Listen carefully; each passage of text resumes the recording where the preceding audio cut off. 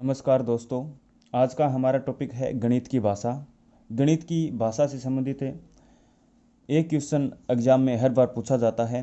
तो चलिए आज हम गणित की भाषा से संबंधित महत्वपूर्ण प्रश्नों पर चर्चा करेंगे। आज का हमारा पहला प्रश्न है, गणित की भाषा होती है। गणित की भाषा होती है।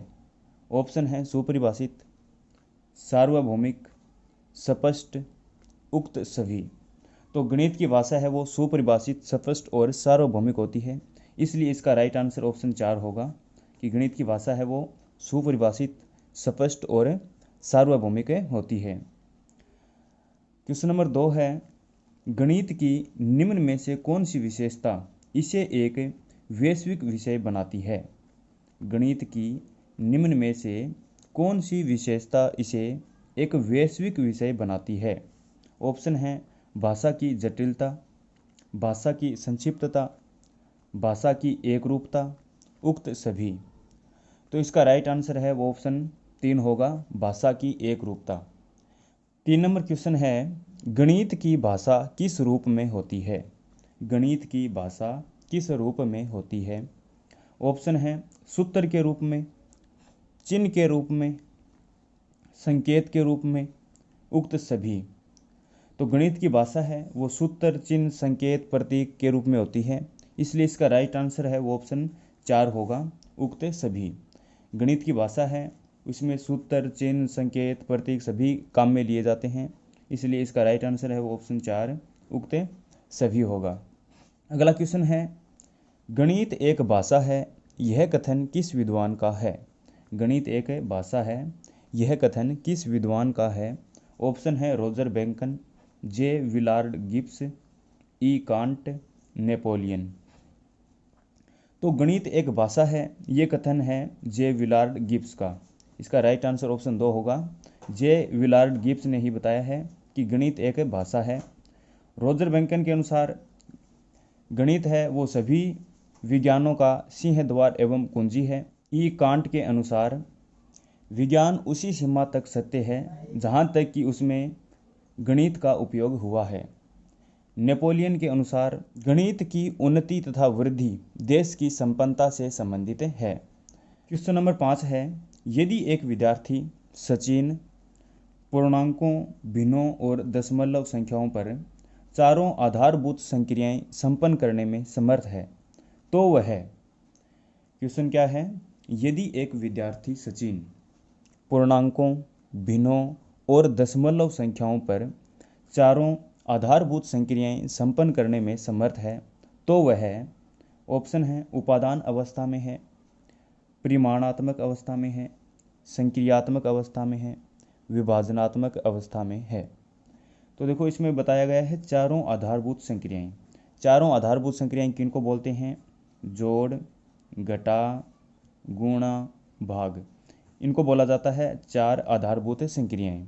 ठीक है, और वो क्या है, गणित में पूर्णांक, भिन्न और दशमलव संख्याओं पर क्या कर रहा है, वो इनको लगाने में क्या है, समर्थ है। इसलिए इसका राइट आंसर है वो ऑप्शन 3 होगा कि वह संक्रियात्मक अवस्था में है। क्वेश्चन 6 है, 2 गुणा 3 का मान 8 के बराबर नहीं है को गणितीय भाषा में किस प्रकार लिखेंगे। 2 गुणा 3 का मान 8 के बराबर नहीं है, इसको गणितीय भाषा में किस प्रकार लिखना है। तो देखो बराबर नहीं है ये होता है बराबर का चिन्ह, इसको हम क्रॉस कर देंगे तो इसका मतलब होता है कि बराबर नहीं है।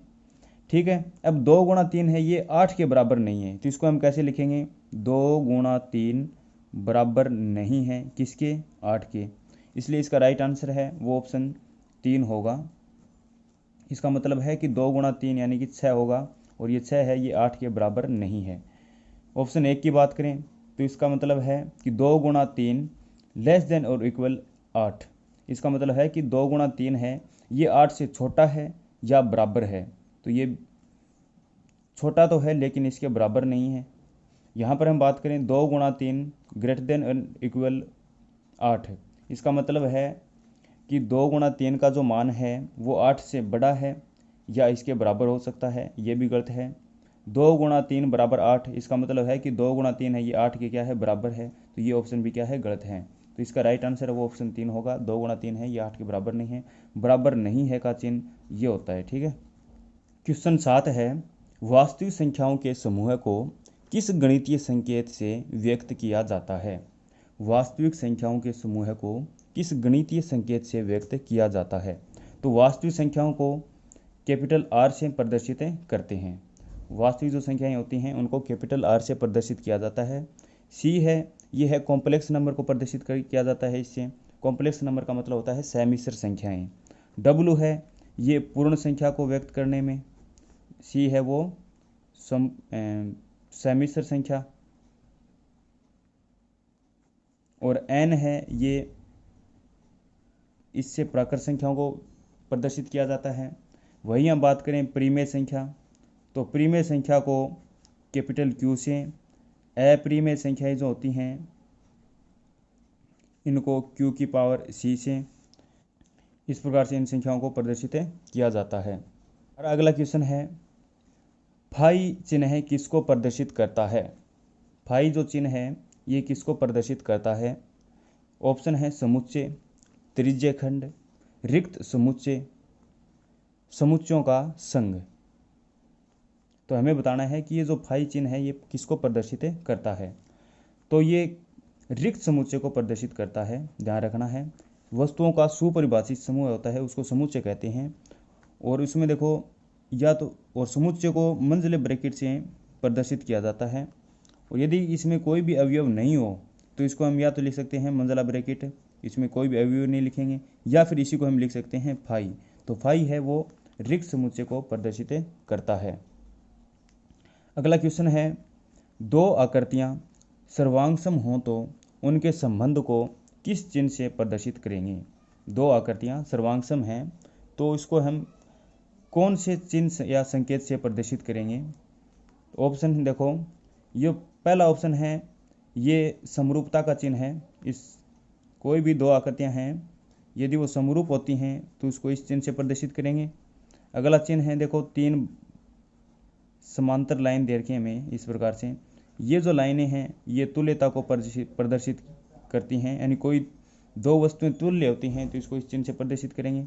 3 नंबर ऑप्शन क्या है, दो बराबर लाइन कर करके इस प्रकार से समरूपता का चिन्ह लगा रखा है, और ये जो चिन्ह होता है ये सर्वांग समता का चिन्ह होता है। इसलिए हमारा राइट आंसर है क्वेश्चन नंबर 9 का वो ऑप्शन 3 होगा। और 4 नंबर है, ये बराबर को प्रदर्शित करता है। क्वेश्चन नंबर 10 है, यदि रेखा A B Rekha C D के समांतर है तो उन्हें किस प्रकार से लिखेंगे? ए बी रेखा है वो सी डी के क्या है, समांतर है। तो समांतर है तो देखो समांतर का चिन्ह होता है ये इस प्रकार से, और ए बी है वो सी डी के समांतर है तो इसको हम इस प्रकार से लिखेंगे, ए बी समांतर है सी डी के। तो इसका राइट आंसर ऑप्शन 3 होगा। ये जो चिन्ह है ये समांतर को प्रदर्शित करता है, ये बराबर को प्रदर्शित करता है, ये बराबर नहीं है को प्रदर्शित करता है, और इसका मतलब होता है कि ए बी है ये सी डी के क्या है, लंबवत है। इसलिए इसका राइट आंसर वो ऑप्शन 3 होगा। अगला क्वेश्चन है, हमें दे रखा है देखो ए, फिर इस प्रकार से हमें ये चिन्ह दे रखा है, और बी, इसका हमें अस्य बताना है। तो इसका मतलब होता है देखो ए है वो या तो बी से छोटा है या बी के क्या है, बराबर है। इसका मतलब ये होता है कि ए या तो बी से क्या है, छोटा है, या फिर इसके क्या है, बराबर है। तो देखो यहाँ पर दे रखा है ए कम है बी से, ठीक बात है, लेकिन इसमें साथ में बराबर का चिन्ह दे रखा है तो इस बराबर भी होगा। ए बी से कम है या बराबर है, ये बिल्कुल सही बात है। इसका राइट आंसर ऑप्शन 2 होगा कि ए बी से कम है या फिर क्या है, इसके बराबर है। ए बी से अधिक है, बिल्कुल नहीं होगा। ए बी से कम है परंतु बराबर नहीं है, ये भी इसका गलत होगा। इसमें देखो ए कम है बी से, सही है, लेकिन साथ में बराबर का चिन्ह दे रखा है, इसलिए इसका राइट आंसर ऑप्शन 2 होगा कि ए बी से कम भी है या बराबर है। क्वेश्चन नंबर 12 है, यदि x है, देखो इस साथ में क्या है, ये हमें चिन्ह दे रखा है, हो तो निम्न में से असत्य कथन है। हमें इसका आशय बताना है और इसमें असत्य कथन को क्या करना है, अलग करना है। तो देखो इसका मतलब होता है कि x है ये या तो y से क्या है, बड़ा है या इसके बराबर है। x y से बड़ा है या फिर इसके y के बराबर है। इसका हास्य होता है। तो इसमें हमें असत्य कथन को अलग करना है कि एक्स वाई से बड़ा है या बराबर है। बिल्कुल सही बात है कि एक्स वाई से क्या है, बड़ा है या बराबर है। अगला है एक्स वाई के बराबर है।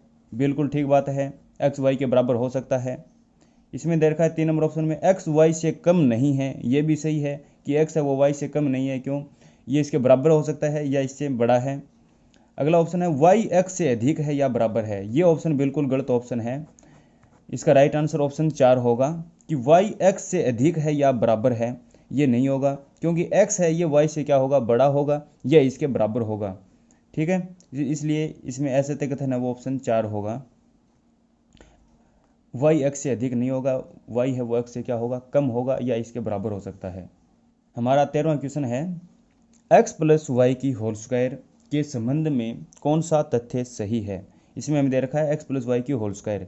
तो इसका मतलब होता है एक्स प्लस वाई को जब हम एक्स प्लस वाई से गुणा करेंगे, एक्स प्लस वाई की होल स्क्वायर का मतलब होता है कि एक्स प्लस वाई को एक्स प्लस वाई से गुणा करेंगे तो इसके बराबर में क्या आएगा। तो इसको जब हम गुणा करेंगे तो इसके बराबर में आएगा एक्स की स्क्वायर प्लस वाई की स्क्वायर प्लस 2xy। ये क्या है, एक बीज गणितीय सर्वसमीका है। यानी इसमें LHS पार्ट है और RHS पार्ट दोनों क्या होते हैं, बराबर होते हैं। कहने का मतलब है कि इसका जो बायां भाग और दायां भाग दोनों क्या होते हैं, बराबर होते हैं। और ये क्या है, एक बीज गणितीय सर्वसमीका है, इसलिए इसका राइट आंसर ऑप्शन 4 होगा। ठीक है, अगला क्वेश्चन है निम्न में से कौन सा तथ्य सही है। निम्न में से कौन सा तथ्य सही है। a माइनस बी की whole square is greater than and equal A square plus B square minus 2ab। a minus B की होल स्क्वायर लेस देन और equal A square plus B square minus 2ab। a minus B की whole square बराबर A की square plus 2ab minus B square. a minus B की whole square बराबर A की square plus B की square minus 2ab। तो इसका right answer है वो ऑप्शन 4 होगा। इसका मतलब है कि a माइनस बी को जब हम a माइनस बी से गुणा करेंगे तो इसके बराबर क्या आएगा, इसके बराबर आएगा ए की स्क्वायर प्लस बी की स्क्वायर माइनस 2ab।